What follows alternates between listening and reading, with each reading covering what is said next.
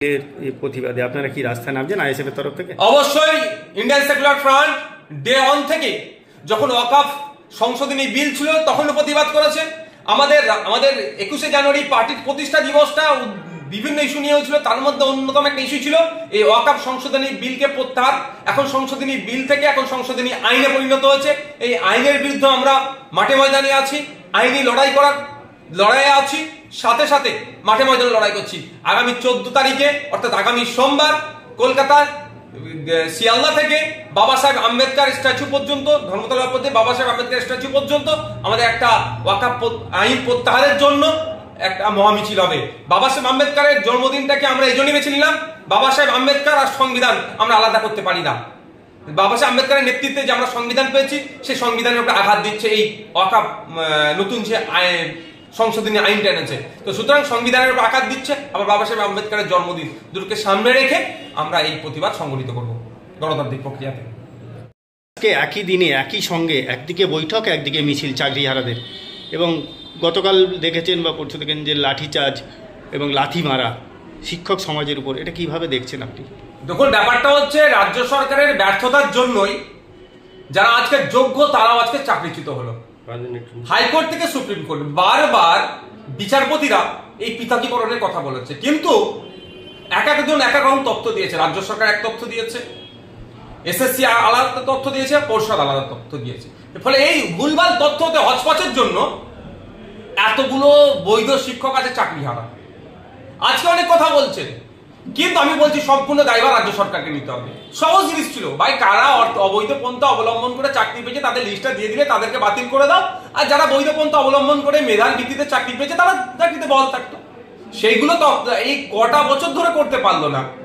এখন রাজ্য সরকার অনেক বড় বড় কথা বলছেন, অনেক প্রতিশ্রুতি দিচ্ছেন, প্রতিশ্রুতির অন্তঃসার শূন্য আমি মনে করি। তার কয়েকদিনের মধ্যে যখন কসবাই বা বিভিন্ন জায়গায় ডিআই অফিসে যখন এই বিষয়টা নিয়ে জানাতে যাচ্ছে, তাদের উপরে যেভাবে পুলিশ আক্রমণ নামিয়ে আনলো, একটা সুস্থ সমাজে এটা কোনোভাবেই কাঙ্ক্ষিত নয়। আরে এটা ভারতবর্ষ গণতান্ত্রিক রাষ্ট্র, এখানে ক্রিমিনালদের সাথেও যে এই আচরণ করা যায় না। এখানে জেল বলে আইন না, এখানে সংশোধনাগার বলা হচ্ছে। আর সেখানে একজন শিক্ষক, যারা জাতির মেরুদণ্ড বা সমাজের মেরুদণ্ড বলি আমরা, তাদেরকে যেভাবে আক্রমণ হলো, মারধর হলো, শুধু লাঠির ডান্ডা ভেঙে ফেলেছে এমন মারধর করেছে।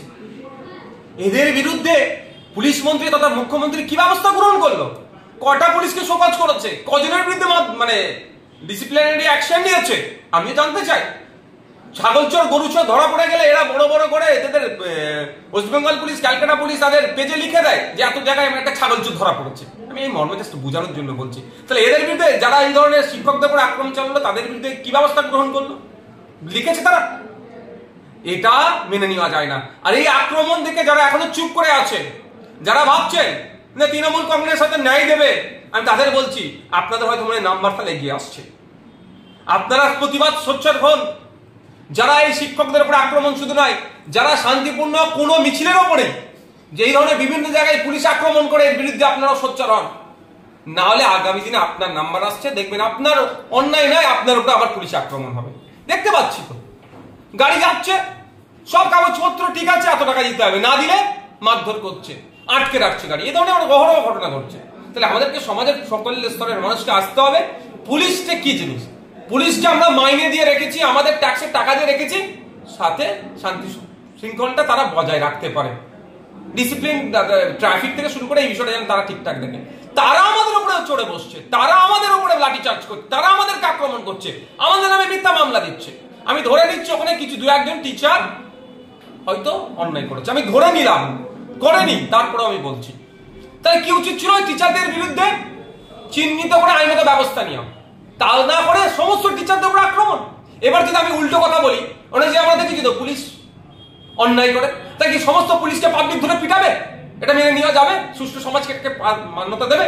যেমন এটাকে মান্যতা দেবে না পুলিশের উপর আক্রমণকে, পুলিশ অন্যায় করলো পুলিশের উপর আক্রমণ করাকে মান্যতা দেবে না, ঠিক একইভাবে টিচারদের উপরে যেভাবে আক্রমণ করেছে পুলিশ, এটাকেও মেনে নেওয়া যায় না। একটু বলে রাখি, মাননীয় মুখ্যমন্ত্রী পুলিশ মন্ত্রীকে, আমাদের কাছে ডেটা আছে, ইউনাইটেড নেশন বলছে 1 লক্ষ মানুষ থাকলে 221টা পুলিশ দিতে, আর আমাদের রাজ্যে 1 লক্ষ মানুষ পিছু মাত্র 97 থেকে 98টা পুলিশ আছে। আপনার ওয়েপেন শর্টেজ আছে, 75% ওয়েপেন শর্টেজ আছে আমাদের রাজ্যে। পুলিশ দিয়ে আমাদের ধমকানো চমকানো এই গণতান্ত্রিক আন্দোলনকে আপনাদের দলের লোকেরা চুরি করেছে। এই চুরি করার জন্য মেধাযুক্ত গুলো আজকে চাকরি হারা হয়েছে, আপনারা ডেটা ঠিকঠাক দেননি, আবার পুলিশকে দিয়ে মারধর করাচ্ছেন। এটাকে কিন্তু মেনে নেওয়া যাবে না। এটা অবিলম্বে যারা এই অন্যায় কাজের সাথে যুক্ত যে পুলিশ কর্মীগুলো ছিল তাদের বিরুদ্ধে ব্যবস্থা গ্রহণ করুন, অন্যথায় কিন্তু এর জবাব আপনাদেরকে গণতান্ত্রিক প্রক্রিয়ায় পাবলিক দেবে, আমরাও দেব। আপনি বলছেন পুলিশ শর্টেজ আছে, সিভিক পুলিশ তো দিয়ে পূরণ যাই দিয়েছে তাতে অনেক শর্টেজ আছে। আমি ইউনাইটেড নেশনের যে রেকমেন্ডেশন সেটাকে সামনে রেখে বলছি। একটা সিভিক ভলেন্টিয়ার যারা আছে তাদেরকেও তো অন্যায়ভাবে কাজে লাগাচ্ছে। তা সিভিক ভলেন্টিয়ারদেরকে এরকম ল অ্যান্ড অর্ডার দেখার কোনো কাজে লাগানোর নিয়ম নাই। আজকে সিভিক ভলেন্টিয়ারদের পড়াচ্ছে, যখন ফেসে যাচ্ছে কারা হচ্ছে সিভিক ভলেন্টিয়ার গুলো। কদিন আগে দেখলেন না বারাসাতে লরি দান করিয়ে টাকা তুলছিল। সিভিক ভলেন্টিয়ারদের ক্ষমতা আছে লরি দান করিয়ে টাকা নেবার, তাদের ঊর্ধ্বতন অফিসার গুলো যদি না বলে। কিন্তু ছবি কার আসলো? সিভিক ভলেন্টিয়ারের। বলি বাঁকড়া কে হলো? Civic volunteer. সিভিক ভলেন্টিয়ারদের বলবো আপনাদের কিন্তু ল অ্যান্ড অর্ডার দেখার দায়িত্ব নয়। হাইকোর্ট বারবার কথা নির্দেশ দিয়েছে। সুতরাং আপনারা যদি ওখানে গিয়ে হইয়াই করে পার্টিকুলার আপনাদের দেখে দেখে কিন্তু আগামী দিনে মামলা হবে, আপনাদের নাম ধরে ধরে হবে, আপনাদের তো দপ্তর কিন্তু আপনাদের বাঁচাতে পারবে না। সুতরাং মাইনে কম দিচ্ছে, মাইনে বাড়ানোর জন্য কেউ বলছি না, আমি বলছি যেমন মাইনে বাড়ানোর জন্য 1000 টাকা বেড়েছে, 1000 টাকা বাড়লে হবে না, সমকাজে সমবেতন দিতে হবে। এক একটা সিভিক ভলেন্টিয়ার কনস্টেবলের থেকে কোনো অংশে কাজ কম করছে না, তাহলে কনস্টেবলের মতো কেন মাইনে পাবে না? 2019 সালে সমকাজে সমবেতনের মতো সিভিক ভলেন্টিয়ারদের মাইনের দাবি করছি, যেমন সাথে সাথে সতর্ক করে দিচ্ছি সিভিক ভলেন্টিয়ারদেরকে যদি আপনারা এই ল অ্যান্ড অর্ডার দেখার কাজে যান আপনাদের কিন্তু চিহ্নিত করে করে মামলা হবে। এই যে আমরা সুন্দরবন থেকে আসছি সেই জায়গা থেকে যখনই রাস্তা দেখছি প্রত্যেকটা জায়গায় কিন্তু সিভিক ভলেন্টিয়ারের রাস্তা গাড়িগুলোকে আটকাচ্ছে, গাড়িগুলোকে কাগজপত্র চেক। যদি সিভিক ভলেন্টিয়ার করে আপনি তাদের ভিডিও করুন আর বলুন আপনার রাইট নাই, ইভেন কনস্টেবলও রাইট নাই। এএসআই থেকে ওপর থেকে যারা আছে তারাই সব কাগজপত্র চেক তারা করতে পারবে, তার নিচে কেউ দেখতে পারে না। আপনার ডাইরেক্ট বলবেন আপনার অর্ডার আছে, আপনার রাইট আছে, আপনি আমার কাগজ চেক করার অর্ডারটা দেখান, ডাইরেক্ট আপনি চেক করবেন। আপনি যেটা বলছিলেন যে মুখ্যমন্ত্রীকে এই চাকরি সংক্রান্ত ব্যাপারে বিধানসভায় বিল পাস করানোর ব্যাপারটা কি রয়েছে? ব্যাপারটা হচ্ছে মুখ্যমন্ত্রী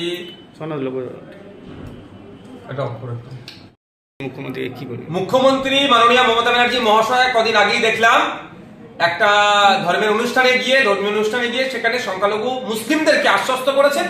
তিনি নাকি বলেছেন এই মর্মে, সংবাদ মাধ্যমে দেখলাম আমি, যে মুসলিমরা চিন্তিত হবেন না, এই রাজ্য নাকি এই আইনকে লাগু হতে দেবে না। তো ওই রকম ভাবে মুখে বলে দিলে তো হয় না, তার জন্য কিছু স্পেসিফিক ব্যবস্থা গ্রহণ করতে হয়।